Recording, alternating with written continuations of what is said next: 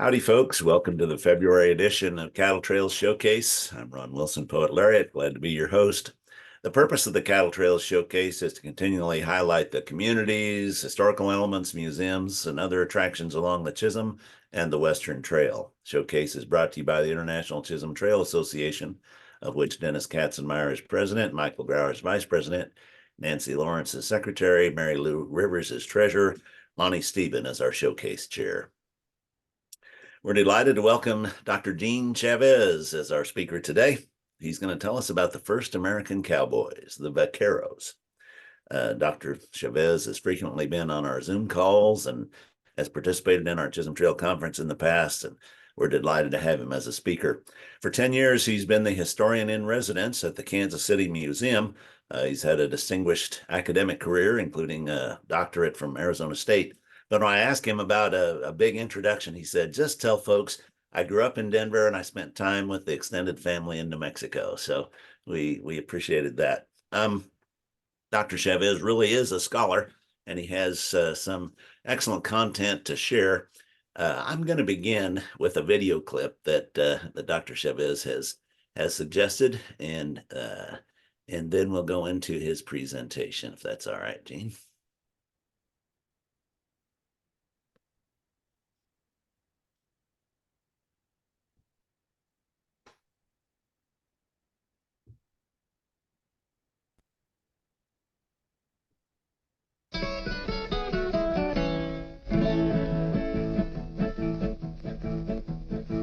Allá en el rancho grande, allá donde vivía,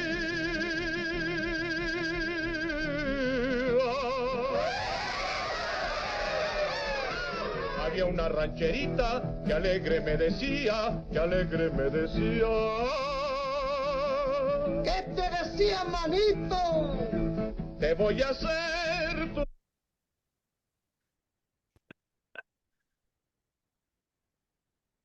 So that's just a brief musical clip to get us started, and Gene will explain the connection. Okay. Well, thank you all for being here today, and I'm going to talk a little bit about the vaqueros, the original cowboys of the Americas, and the clip. Let's go to the next slide, Ron, and we'll kind of get started there. Let's see, why will it not let me advance? There, that should get it. There you go. Well, while you're looking at this slide, I'd like for you to, go, if you care to, go to the chat and put in your favorite cowboy. Now, I don't know if you're going to recognize any of the cowboys that are listed, shown here, but if you recognize anybody, you might put that down, and then we'll go from there. When I was a kid growing up in Denver, on Sunday afternoons after church, we would often go to the theater, the matinees. Most of the theaters, especially in the part of Denver that I lived in, where there are a large number of Mexican people and people from New Mexico, Southern Colorado of Hispanic origin, we would often go to the theater and we would see some of the various stars, Jorge Negrete, Javier Solis, other singing cowboys who were vaqueros, not necessarily cowboys, or at least acting out the role of the vaquero. And so I grew up on these cowboys. Later, of course, when television hit, and we'll go to the next slide, I began to see other cowboys represented. I never got to see any Tom Mix movies, but you probably have. And of course, you know Tom Mix was born in Oklahoma. I believe it was Guthrie, Oklahoma, or lived and worked in Guthrie, Oklahoma before he was discovered by Hollywood. Roy Rogers, the singing cowboy, probably all of you had a Roy Rogers a set of cap pistols and a belt and holsters and so forth, representing Roy Rogers. Let's go to the next slide. as TV developed, of course, you had Gene Autry come along, another singing cowboy, and John Wayne. He never, to my knowledge, ever did sang around a campfire, but he certainly was around many campfires. So when we think about the American cowboy, it really goes back to the original cowboys, the vaqueros. And I'm going to talk about them today in the short presentation that I have time for. So let's go to the next slide. Of course, there were a couple of others, and I like to mention Don Diego El Zorro because he represented the California presence of the Hispanic culture and what was happening at the time that the Americans began to move into California. And so if you ever watched episodes of Zorro, portrayed by Henry Darrow, who wasn't Hispanic, but he was the first Zorro that, or the fox, as we say in Spanish, it's El Zorro. So when you think about the American cowboy, of course, we in the United States have a fascination with the life, the solidarity, the solitary life of the cowboy. Let's go to the next slide. Let me talk just a little bit about the singing cowboy.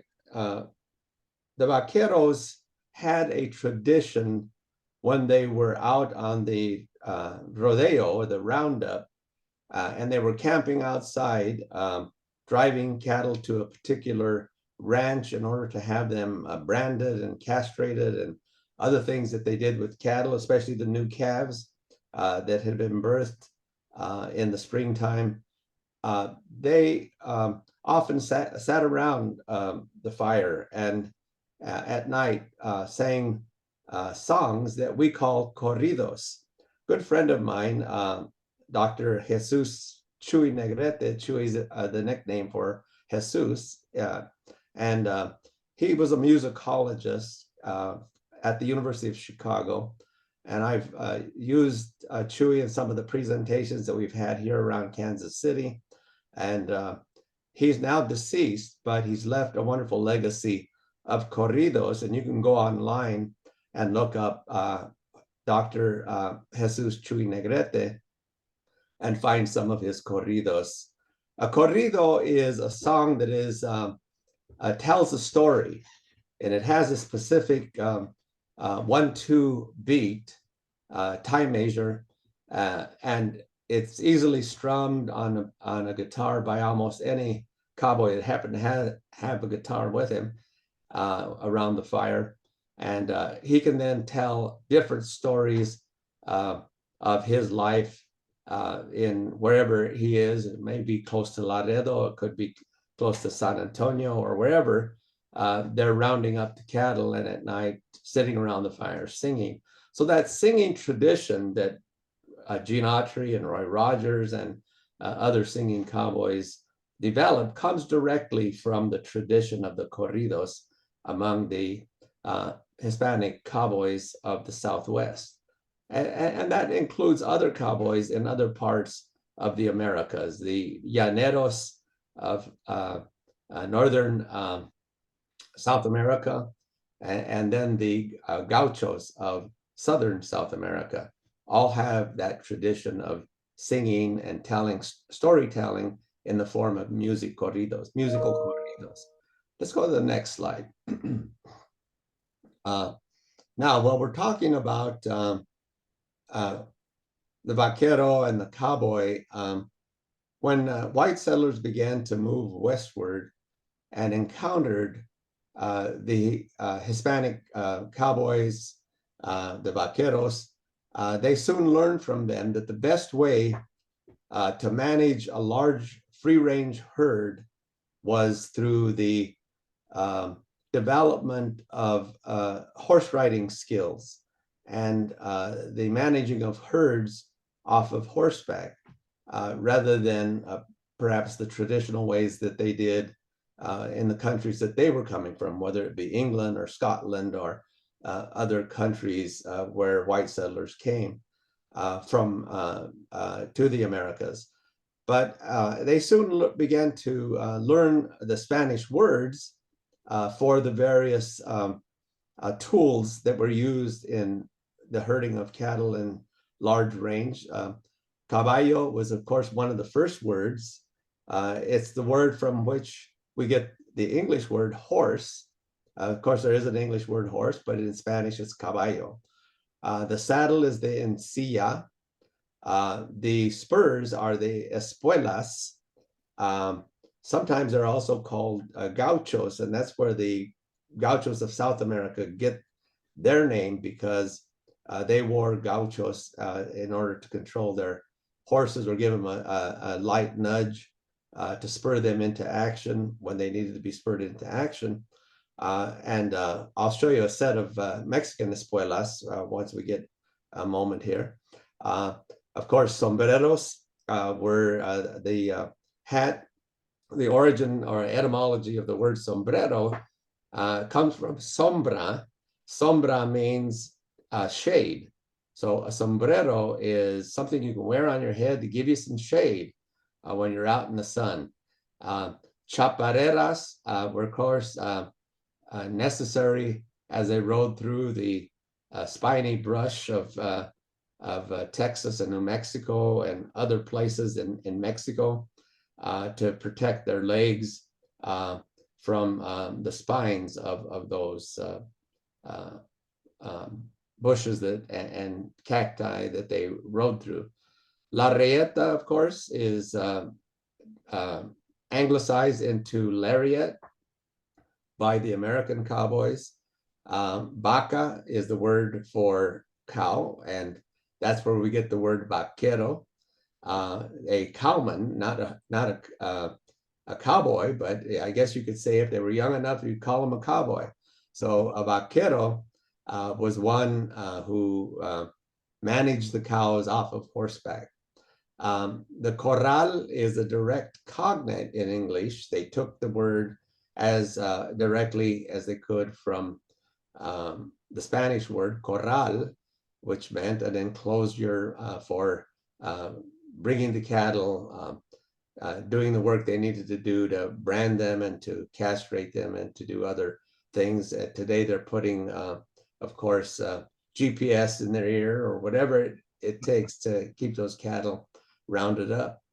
The rodeo is actually the roundup of the cattle, and the way that the word rodeo in English has migrated is to reflect the activity of the cowboys after they did the roundup. They would have some time on their hand after the work of branding and castrating was completed. They entered into competitions, and I'll talk a little more about those competitions that they had at the ranchos. Let's go to the next slide. The difference between a caballero, which means gentleman. If you go to a Mexican restaurant, a lot of times you'll see a sign on the door that says damas, which means ladies, and caballeros, which means gentlemen. And so the caballero was a horseman, a gentleman who owned a horse or horses, and had great social status in colonial America among the Spaniards because he was a gentleman who had enough means not only to own land on which he would establish an hacienda, as well as a ranchos on his hacienda. And so, especially in Spanish California, Spanish Texas, Spanish New Mexico, the caballero was usually the owner of the, if not both the hacienda and the rancho, he was the owner of at least the rancho. And both the hacienda was self-sustaining thanks to the wealthy noblemen who led expeditions and settlements in the Americas they first established an hacienda, which was self-sufficient. Along with the hacienda, they brought sheep, pigs, horses, mules, and of course, cattle, vacas. And because of the system of settlement that the Spanish had, they were able to make sure that all of these places that where they brought in settlers were self-sufficient. And Ron, I was going to put my timer on, but I forgot to do that. If you can kind of keep me at about 30 minutes, 35 minutes, I would appreciate it. Okay. So when you think about the Spanish settlements, especially throughout the Southwest, the system that the Spaniards used was to send a contingent of military individuals, military men. They would send a group of priests of different orders, particularly the Jesuits, the Franciscans, with the colony that was going to settle an area. They would establish first a mission and then a presidio, or a presidio and then a mission, and mostly establish those together. So that when you see, for example, the cities of the Southwest, as far up as Sacramento, California, you're going to see that it was really based on a system of missions. The same thing is true in New Mexico and Texas, where the Spanish settled missions. The mission of San Antonio, for example, Saint Anthony, the mission of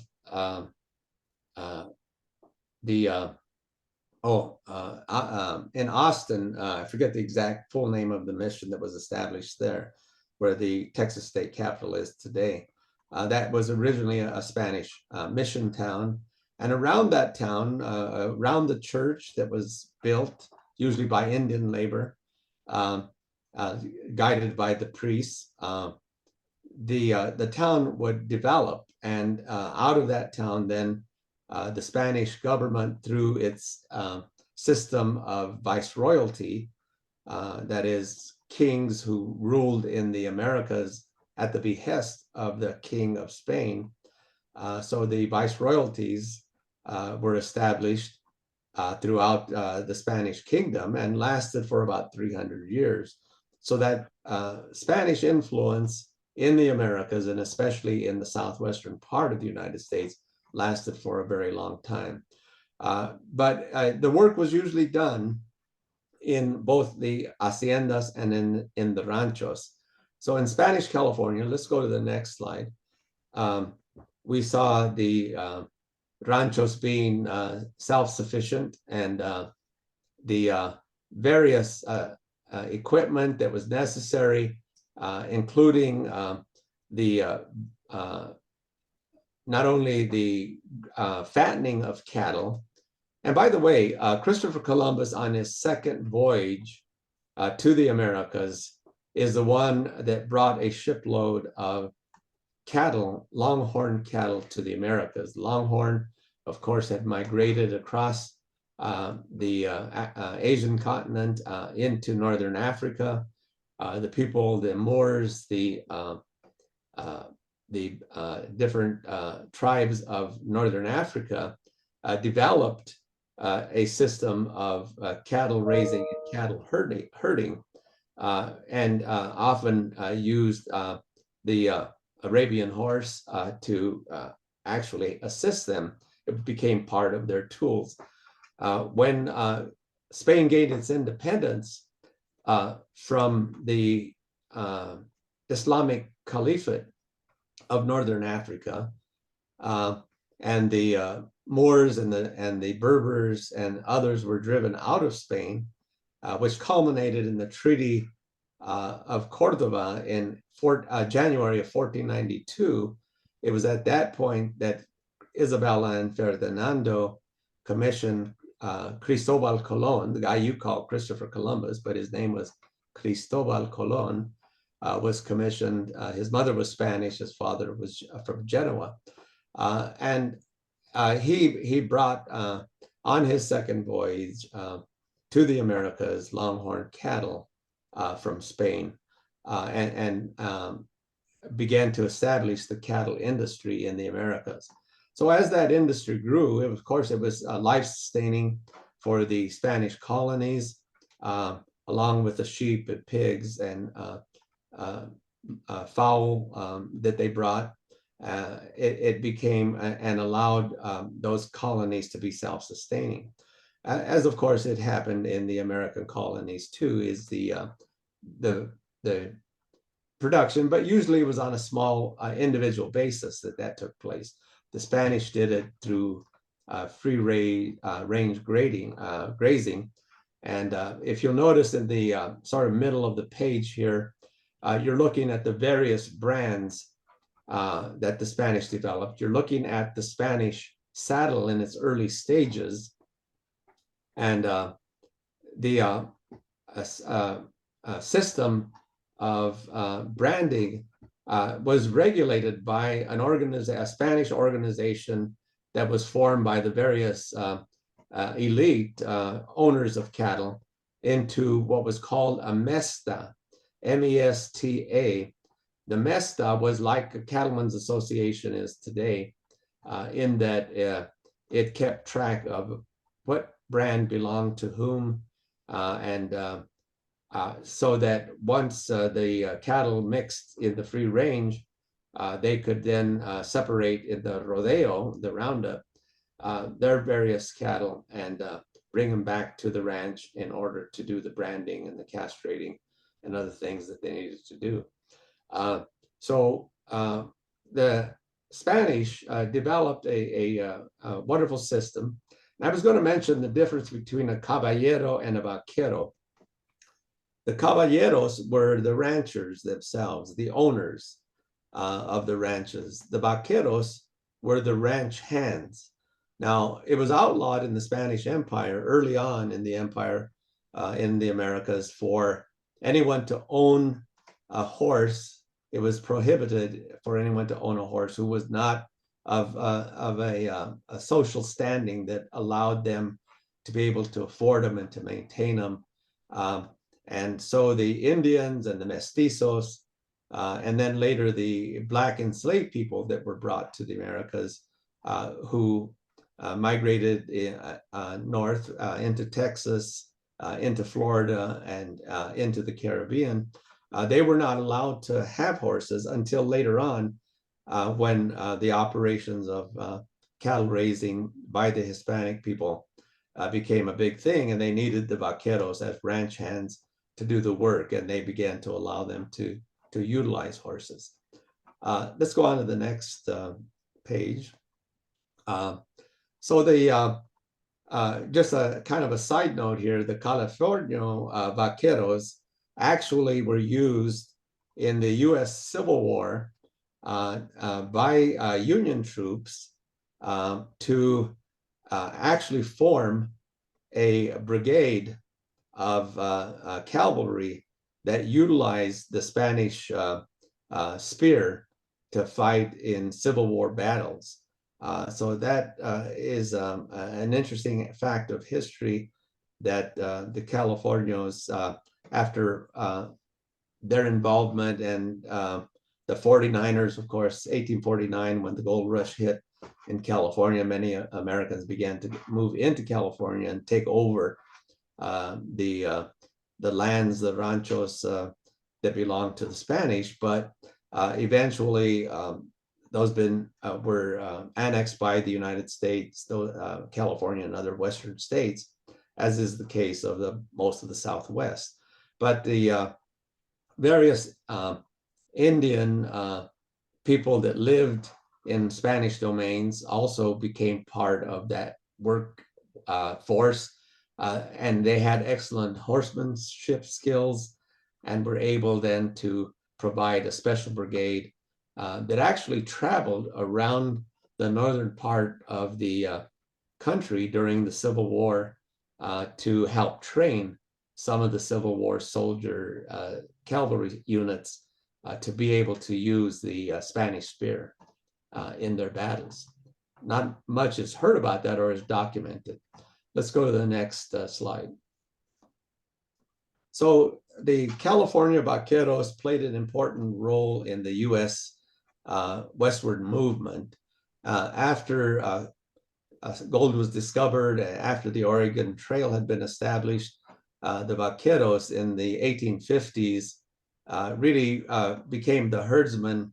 And by this time, the vaqueros were, of course, the mestizos, the ranch hands made up of mestizos and indigenous people, Indian people from those areas, along with some African formerly enslaved people. And at this point in 1850, they were still enslaved. Mexico, by the way, abolished slavery in 1821, long before the United States abolished slavery. So some of those enslaved people in Latin America, and the same thing is true in other Latin American countries that declared their independence from Spain in 1821, same year that Missouri became a state. Many of them went to work with the rancheros and the haciendas, where they had been enslaved before 1821. Now, after 1821, they were free, and many of them were employed to work in the ranchos as vaqueros. So let's go to the next slide. The Texas vaqueros were a little bit different. You see a little difference in their dress. The vaqueros of Texas, of course, were roaming the wide open spaces. There were several ways that the Texas vaqueros, Texas and New Mexico, because they basically were serving in the same geographical areas, the space between New Mexico, the various mountain ranges in New Mexico, all the way into the plains of Texas, so that many of these vaqueros had similar attire, similar lifestyle, similar challenges in the open plains of the semi-arid territories of that area. Let's go to the next slide. I wanted to talk about some of the sombreros, the shade makers, that the various vaquero groups used, kind of depending on where they were. And I happen to have a few sombreros in my collection. And if you can see this particular hat, I'll just put it on to model it here. This was called a poblano, and it was made of very fine straw that was harvested in especially southern Mexico, and often from palm trees or palmetto trees. And it was a smaller hat, more likely to be worn not by the working cowboy, the vaquero, but more like the caballeros, who, of course, owned the land. And if you see in this picture on the right-hand side, you'll see a poblano hat that is there. A second kind of hat that was worn by the vaqueros, especially in the southern climes of New Mexico and Mexico and southern Texas, was another kind of straw hat, but it was made of bigger straw fibers rather than the fine fibers of the poblano. This hat, of course, provided a measure of shade that was required, and not that you're going to be out there very long, because this was probably worn by the caballero rather than the vaquero. The tall crowned hats, like the one in the back center, and a couple of others that are in this picture, were especially helpful for those who were going to be in the sun for a long period of time, because that extra room in the crown gave, and especially if they got it wet, a sort of an air conditioning with the breezes blowing through the top part of their hat. And they could kind of keep their heads warm, cooler in the very extreme heat of the Texas plains and of the plains of New Mexico. So there you see a number of hats that are illustrated in this picture. And if you go to the National Cowboy Museum in Oklahoma City, you're going to see a wonderful collection of sombreros that Michael Grauer has put together in his vaquero exhibits there in Oklahoma City at the National Cowboy Museum and Western Heritage Museum. And it's a great place to visit. And Michael's always updating that exhibit. So let's go to the next slide. Let me talk about La Reyeta. This is a quote from Alberto Lalo Trevino, who worked at the King Ranch. He was a vaquero at the King Ranch. And he's quoted as saying, "A cowboy without a rope is like a man without arms." And the original reyetas, of course, were made of rawhide, braided rawhide. And there are a number of video presentations of how to cut all in one piece, one long piece, a piece of large piece of cowhide, and then begin to wet it and stretch it, over a long period of time, and then eventually braid it into la rayeta, the lariat. Of course, today synthetic fibers are used to make the la rayeta.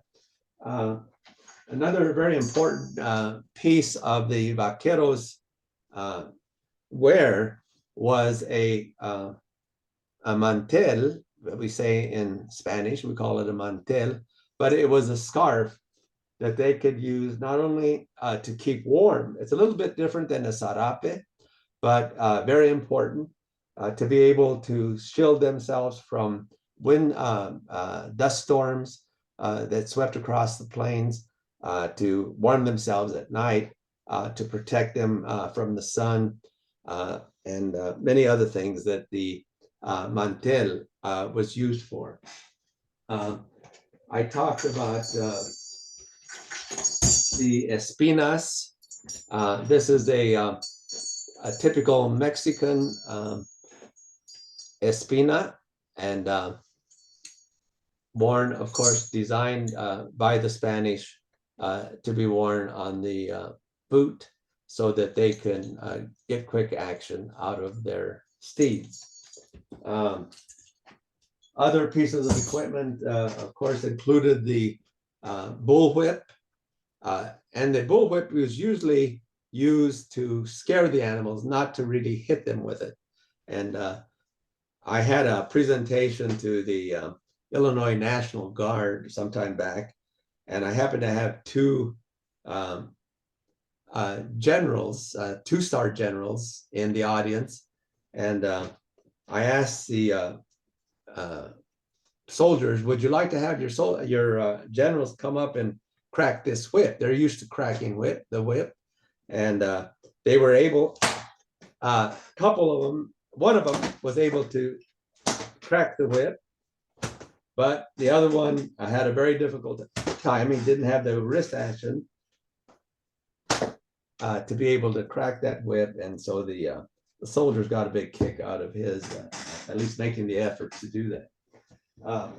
One other thing that was part of the equipment of the vaquero was a crop, a riding crop, that they sometimes used, again, to kind of spur their horse into action. But going back to the La Rieta, that of course was the vaquero's greatest source of pride. He made both his living and his reputation on how well he could throw it from the back of a galloping horse. It wasn't his horse, but his rieta that the vaquero protected first when the rains came, and often stuffing it down his shirt to keep it dry and warm. So vaqueros, had to keep their rietas very protected, oiled regularly, and it was probably the most important part of their working equipment. Let's go to the next slide. I mentioned animal stock raising, or what we call in Spanish ganaderia. Ganaderia just means putting on weight on the animals. And in New Spain, it started with the voyage of Christopher Columbus. And then by 1538, the Mesta had formed. And this is just a sort of a census of the early cattle and sheep owners in Mexico at the time of this time period, the colonial Spanish period of 1538. So according to the Mesta's statistics, there were 155 early cattle and sheep owners in Mexico. About one half of these names of the 155 had branding permits issued in Mexico City before 1538. And from the list of officers in the stockman's organization, Mesta, there was also a capital in Puebla, Mexico, which was another city about 100 miles from Mexico City. Of these 155 individuals, 78 were sheepmen, 58 were cattlemen, and 19 holders of undifferentiated ganado, or stock, and as owners rather than herders. They were the owners that were listed, which represents a higher social class than the average immigrant. So the stockholders very early on had great status in Spanish colonial history because of their provision of food to the people. Let's go to the next slide. So the cattle raising started with, as I mentioned, Christopher Columbus's second journey. They began to proliferate throughout the Americas. I like what Donald Gilbert E. Chavez, his mother's last name was Chavez, a historian of Spanish origin. He's out of New Mexico, but he says one of the highest stations that you could have in life was to become a caballero, or a gentleman, an owner of stock. The caballero was among the first cattlemen to exist in what is today the USA. Let's go to the next slide. We're going to be running out of time, Gene. Okay.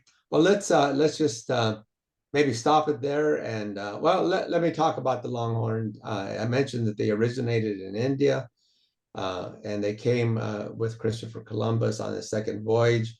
It is hypothesized that Indian cows made it to East Africa via various trade routes. And then the cows from North Africa may have entered Spain when the Moors conquered the Iberian Peninsula. By the way, the Moors inhabited Spain from 711 AD to 1492, January 1492, when the Treaty of Cordoba was signed with the Caliphate of Northern Africa and southern Spain. It was actually the unification by Isabella and Ferdinando of the Christian kingdoms of the Iberian Peninsula to eventually drive out the Spanish. The Reconquista de España, as we say in Spanish, took, nearly 700 years to drive the Moors out eventually. Let's go to the next slide and see what we got. I think I will close with this. When the American Revolution happened, France and Spain allied with the new fledgling efforts by the Continental Congress to gain their independence from King George. At this time, Texas, Louisiana, all the way up into the Missouri River was controlled by Spain. So when you think about Spanish Louisiana, think of the vast area of the Louisiana Purchase. So the Spanish, of course, had Louisiana, Texas, Florida as their territory at the time of the American Civil War. They had a vested interest in keeping the British at bay. And so they joined forces with France to come to the aid of the Continental Army and the Continental Congress. They supplied George Washington with cattle, driving those cattle up through Louisiana, up through the Carolinas, and into the area where the troops were being stationed. Washington's troops were being stationed and helped to provide cattle to feed those soldiers. The picture you're seeing on your right actually hangs at the National Capitol building in one of the galleries to honor the Texas governor, Galvez, after which Galveston, Texas is named. Let's go to the next slide, and I think we'll quit. Let's just quit with this. We could talk about the cattle drives, but we'll have to say that for another time, I'm sure. Wow, thank you, Gene. Let's see what question. Anybody name their favorite movie in the chat? Or rather, their favorite cowboy, I'm sorry. Can I make a comment? The painting you show of the vaqueros in Texas, those are actually not vaqueros. We've done it. We own that painting. Oh, do you And really? Okay. Yeah, it's by Theodore Jonti, who it was painted about 1870, and that painting is actually of the Flying Company, which is the Mexican Spanish equivalent of the Texas Rangers that existed in Texas. And Dr. Jerry Thompson worked with our museum to do a lot of research, and that's what we discovered, that these guys, they were a little bit overdressed for vaqueros, and they were a little bit heavily armed for vaqueros. And so we got to doing the research and going through Jonti's files. He was a painter here in San Antonio. That's what we came up with. And if you're ever in town, we usually have that out. We also have an Espuela Grande, which I'm sure you're familiar with a 12-inch rowel on the shank. That spur, and everyone says nobody used those in the New World. This spur was found at a place called Lago El Pantosa. It's a natural lake that word means like spooky.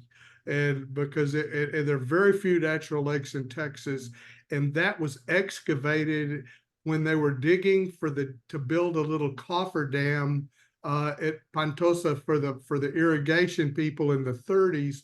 They found this Espuela Grande with a 1-foot rowel on it. So they were used in Texas. This guy broke it off, and we began to trace the history of Pantosa, the little lake, and it was a camp out for all the expeditions going north and south and east and west. A lot of times, even the French under Saint-Denis, the trader, were coming through and camping there on their way to San Juan Bautista to trade before he was banned by the Spanish. That's wonderful, Bruce. Thank you for sharing that. And that really sheds light on that art piece. I appreciate it. And reach out to you and get a few more details. And we'll change the slide, of course. But yeah, thank you. There, you would probably be also the Texas State Historical Association, with assistance actually from Catherine Nelson Hall, my wife, and myself, mainly from her.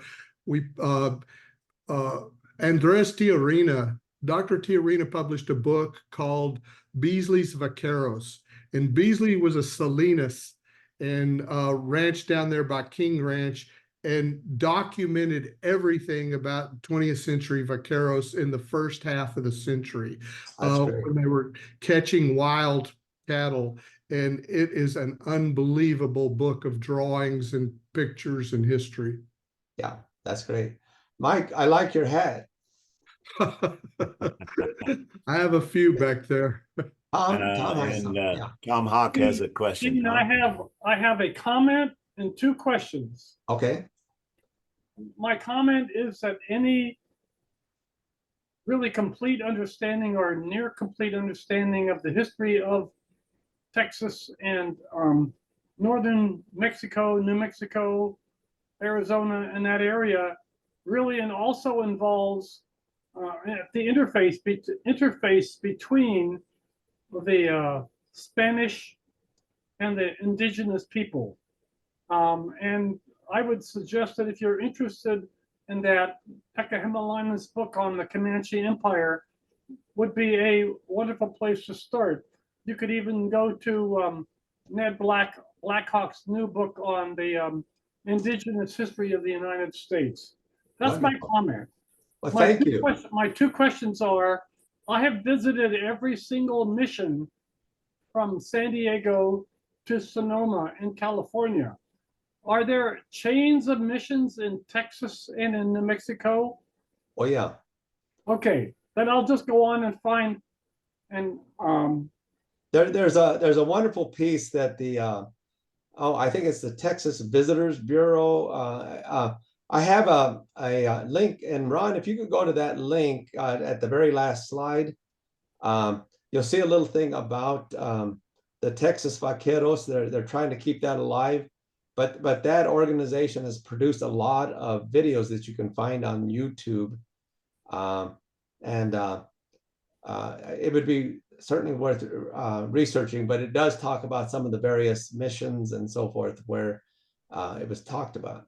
I just put a link in the chat that I think goes to that video that tells about the vaqueros of South Texas today, if that's the right one. Gene, the last question is, thank you so much for mentioning Jesus Negretes and the Vaquero songs.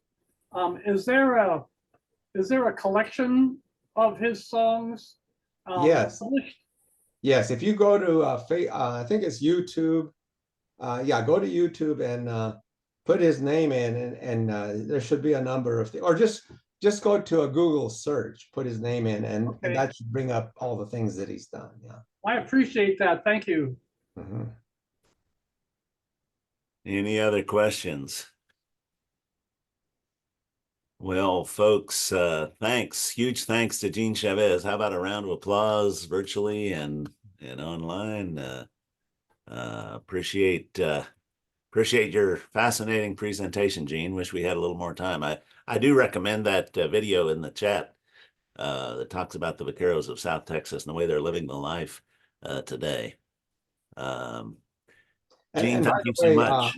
The owner of those cattle that they were working in that video, he actually raised the money to put the vaquero statue on the backside of the Texas Capitol.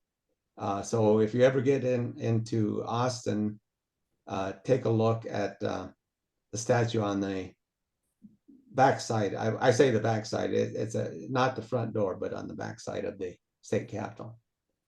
Thank you, Gene. Thank you so much. Muy bueno. This was a terrific presentation, and we appreciate you sharing this so much. Let's look ahead to next month's Cattle Trails Showcase. Lonnie Steven is actually joining us on his iPhone. He's recovering from surgery, as you may have heard. He says he's getting better every day. For March, he has lined up Oklahoma author, speaker, and historian Johnita Mullins who's going to tell us about one of Jesse Chisholm's sons, specifically Samson Chisholm. So you want to join us on Friday, March 8, 2024. To close our program today, this is Ron Wilson, Poet Laureate, saying thanks for taking time to join us in this place, and come on back next month for our Cattle Trails Showcase. Happy trails, everyone.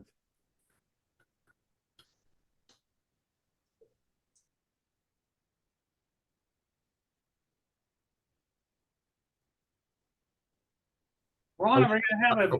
Are we having a board meeting?